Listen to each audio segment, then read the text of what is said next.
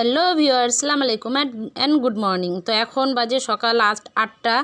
তো যে আমি সকালে চলে আসলাম রান্নাঘরে নাস্তা বানাবো। তো নাস্তা আজকে রুটি পরোটা কিছু করা হয় না, যার জন্য আমি ঘুগনি বানাচ্ছি।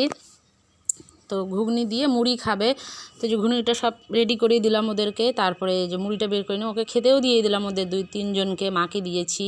তো তারপরে আবার আজকে যে স্কুলে যাবে ছোটো মেয়ে, তো স্কুলে খুব প্রচণ্ড গরম পড়েছে, যার জন্য স্কুল থেকে না করেছে যে ইউনিফর্ম পরে আসতে হবে না, হালকা পাতলা পোশাক পরে আসলেই হবে। তারপরে ও বাজার নিয়ে এসে বাজার ভালো করে গুছিয়ে রাখছে, কারণ অনেক কিছু নিয়ে এসে তো এত কিছু বলার সম্ভব না।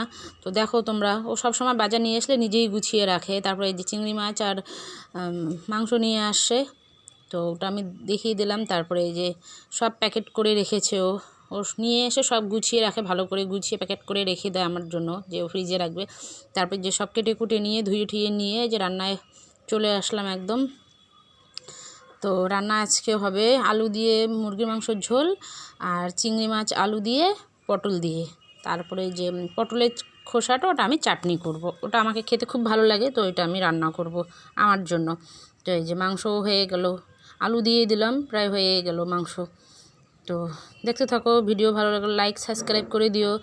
আর এখন পর্যন্ত যারা ভিডিওতে সাবস্ক্রাইব করো নাই, তো ফটাফট গিয়ে করে দিও। তারপরে যে আলু আর চিংড়ি মাছ ভাজা হয়ে গেছে, তারপরে আমি পটলটা ভালো করে ভেজে নিচ্ছি, ভেজে উঠিয়ে নিলাম। তারপরে এবার মশলা দিয়ে দেবো এর মাঝখানে। এই যে দেখো, আপনাদের সঙ্গে কথা বলতে বলতে আমার রান্নাও কমপ্লিট হয়ে গেল।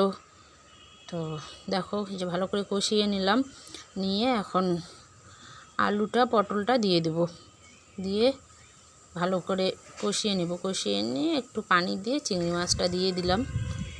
চিংড়ি মাছটাও হয়ে গেল। তো আমার রান্না কমপ্লিট। ভিডিও ভালো লাগলে লাইক সাবস্ক্রাইব করে দিও। Bye bye.